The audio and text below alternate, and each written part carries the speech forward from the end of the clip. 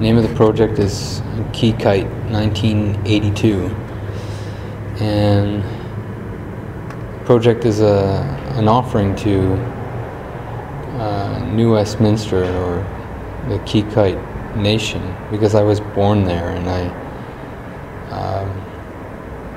feel it's difficult to describe because incredible atrocities happen there. And if those atrocities had not happened, the city would not be there. In some way, I wouldn't have been born. So this is my way of giving back a little bit and showing my gratitude. And it's hard to talk about, but I tried to manifest how I felt in this exhibition. I didn't plan it out this way, but it just turned out that it seems like this wall here to my right represents the past in some way, or a balanced reality where humans and nature are living in balance with each other, in respect and recognition. The structure is a simple construction of very simple materials like dimensional lumber, and there's 3 equally spaced spaces inside, and on the 2 ends there's walls of cedar. There's a circular drawing of the flow of the Stalo River, and there's also those 2 points where Grunt Gallery is here, and that's Royal Columbian Hospital. And there's other places like this little island I was very interested in, which is Poplar Island. That's where Grunt Gallery is located, and that's New West down here. There's these circles of humans floating about here, and I felt like they represented like a whole human being that was coming back into a state of balance with the world again. That's what I feel like all these drawings on this wall, what they feel like to me. And there's some patterns on the wall here that I thought were really inspiring. I love patterns in nature. So the ones at the bottom are salmon skin scales. So there's this incredible pattern overlapping.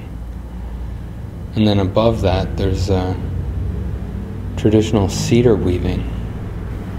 I wrote these 3 little poems, or just words, whatever came to me, relating to the past, present, and future. And the performance entailed these. I was speaking these words out loud as I was also playing some percussion instruments, or playing the building itself. Talks about actions being driven by fear and greed, and how there's genocide almost on the natural world, and people who revere the natural world as intricate to being alive. It's like everything in this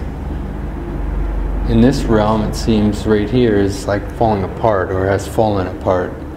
Things are very broken and fragmented, and there's no real representations of nature on this wall. It's this map of, well, it's a section of a map, but it's all streets that have been traced from a map. So it shows how we've cut up nature. We've cut it up into these very angular shapes in order to accommodate vehicles.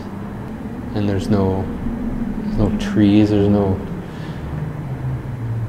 notion of nature in that. Like almost all the rivers in the city are are underground and flowing through a culvert. And engineers want to control all of that and control the flow of river because maybe it's seen that water is problematic to urban development. It's like, I can't imagine something more, I don't know, backwards. My name is Emilio Portal, Qiqayt, 1982. This is an ongoing installation honoring complexities and mysteries of Qiqayt history, Canadian colonialism, and my own personal journey with that history. I was born in New Westminster in 1982, which is the traditional Qiqayt Nation territory. Thank you. Hope you enjoy the show.